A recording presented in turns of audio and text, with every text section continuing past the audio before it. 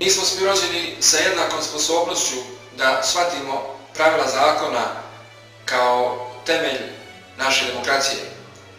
AB Centar radi na promociji jednakih prava i sloboda svih građana Bosne i Hercegovine kroz implementaciju našeg projekta Infostrategija, kako bi se minimizirale sve opasnosti po naše društvo.